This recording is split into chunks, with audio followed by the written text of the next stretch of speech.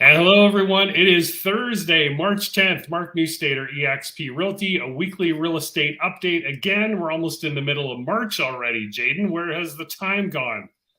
I don't know. But it's still like it's that March, right? It's sunny, but I don't want to go outside. I know. This weekend, fingers crossed, we're going to get Yes. some big melting happening, right? Yeah. Absolutely. All right. So last week we had a big swing, and spoiler alert, it didn't continue. So, all right. So, new listings. Let's roll through the stats here. So, as I mentioned, last week we had a big bump in new listings up to 642. That's the highest it's been in 2022. We dropped back down this week significantly. So, still higher than the previous weeks, but at the same time, not as high as last week. What you'll notice here as we go down the list, we had 559 solds, the highest in 2022 so far. Highest pendings in 2022 so far this past week, for a total of 951. And that's a net difference of plus 435. So for those of you buyers waiting to jump in, don't wait. Now we're getting into our busy season, if that makes sense. As we've talked about many times on this weekly update, this is the time between April and June is when we traditionally sell the most homes in Calgary. So I have buyers that are out there looking right now. Good on them, because they're going to be able to get what they want. And more listings are coming on daily. I have some set up where they get sent right when they come on the market. They're getting a lot of emails, but that's a good thing because they're going to get their choice before it actually gets busier, is my personal belief. We'll see if that comes to fruition. So again, net difference of plus 435 on the seller side of things, but we did have 153 price reductions.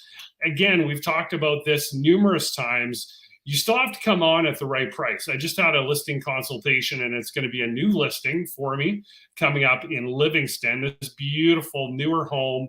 And we talked about a price of $750, and that's, whether the final sale price is going to be $740 or it's going to be $770, we don't know. But what we do know is if we go in at $800 or $780, we know that's too high, right? And this is why we're still seeing price reductions on a weekly basis, and they're only growing every week. So total of 1,438 detached listings, up from last week, 2,884. I wonder if it was 284, that'd be really bad. 2,884 total detached listings.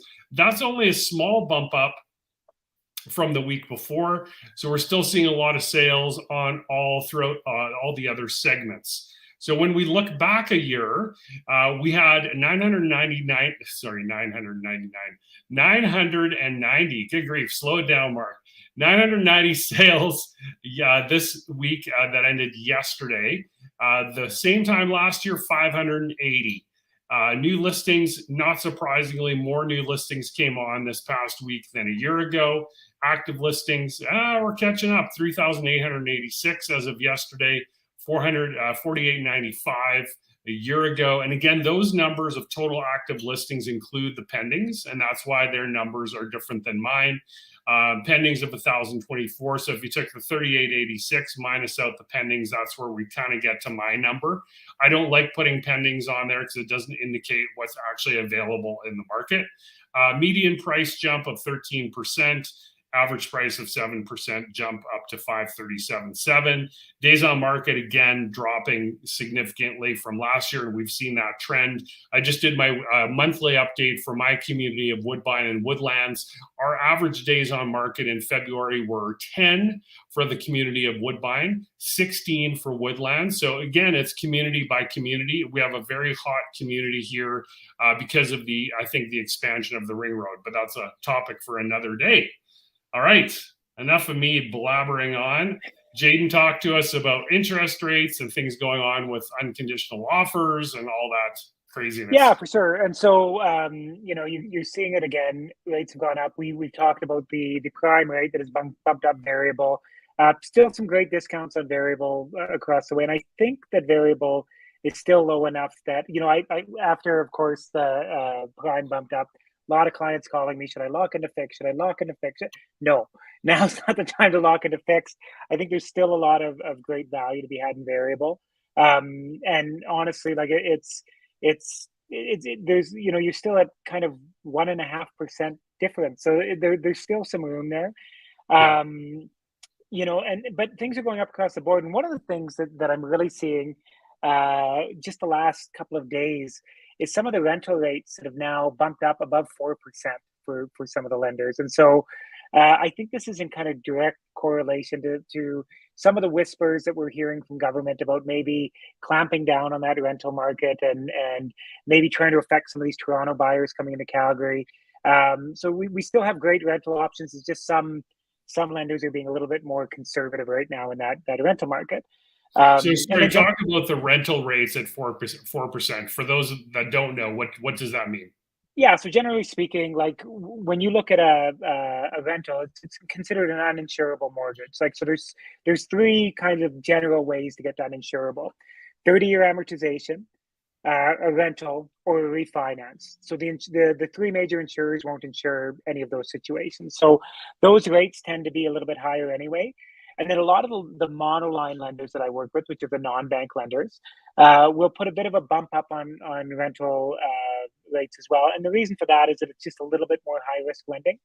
And so what's happening, and it hasn't happened with every lender, but I have 2 or 3 lenders that have raised rental rates by about a half a point. And so they're up to just over 4%.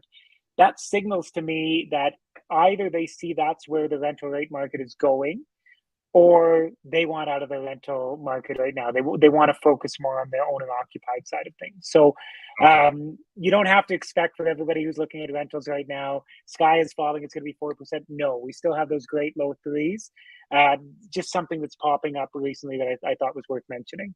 Yeah, so interesting. So if you're looking to purchase a rental property, you may want to consider doing that sooner than later, essentially. Is that fair to say?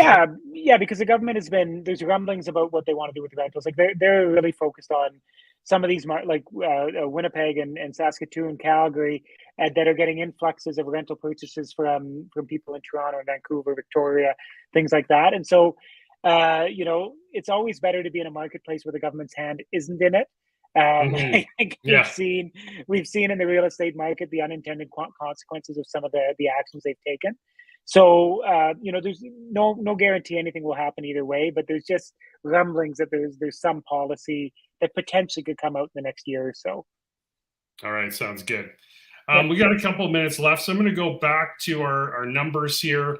So just to recap, if you're joining us late, we saw those new listings swing back down to 516. But again, these are year-long highs. We're into our spring market now. So these are highs for the year in terms of solds and pendings. And again, that net difference of plus 435. And for those that don't know, we always use that as an indicator of where we're at, sellers or buyers market. I'll speak a little bit about the Woodbine and Woodlands again. Months of supply in February were half a month in Woodlands, half a month. So what that means is, okay, if there's 3 months of supply, 4 months of supply, which there was a couple of years ago, that means it's very much a buyer's market because it's not getting eaten up very quickly. So essentially take the amount of listings, how long does it take for those to get sold? And that gives us our months of supply. And in Woodbine, I think we were just over 1.06. So again, that's community dependent. These stats are available for every community in Calgary, and then we've got Airdrie stats, Cochrane, Strathmore. So those are things I can provide to you pretty easily, and we can always talk about what it means for you and your community. So detached listings went up slightly, and total listings went up slightly as well, but we're still nowhere near. I mean, again, if we go back a couple of years ago, we would have months where, you know, there was probably 5,000 or 6,000 listings. 5,000 or 6,000. I remember being in Airdrie and we'd have 600, 700, 800 listings on the market up there. So still, we're very much on the seller side of things. For buyers, it's not a lost cause because you do want to jump into the pool at some point here before prices continue to rise, as we've talked about many times before. Yeah, and we have great clients who were able to get an accepted offer down in Walden, right? And like just exactly great community and really reasonably priced, but they were pre-approved and they were ready to jump when they found the right place, right? Exactly. And the general thinking is, and I've talked to a lot of realtors about this. So if you're in, and like, how do you get an offer accepted if you want to put conditions on it? Well, number one, you can't be the lowest price. I'm just gonna rip that band-aid off right now.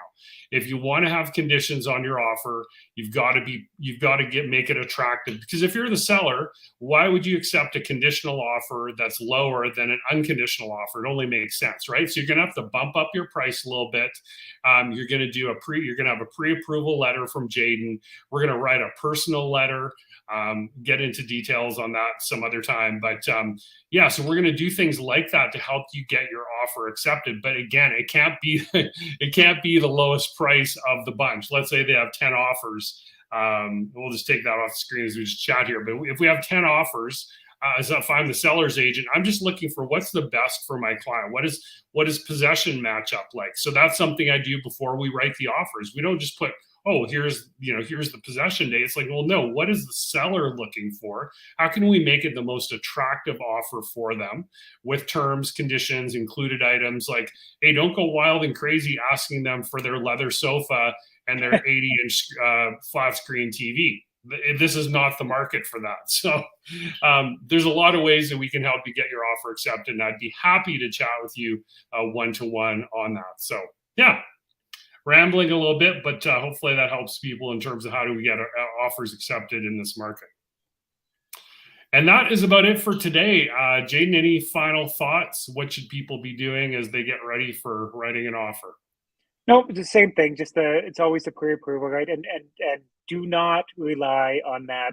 That bank website pre-qualification tool that you can do in 30 seconds, where there's no credit pull and there's no documents collected.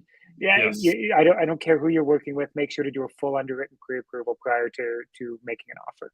I can tell you it carries a lot of weight with sellers agents. So good tip there, Jaden. And we will talk to you all in a week, and reach out if you have any questions in the meantime. Thanks, everyone.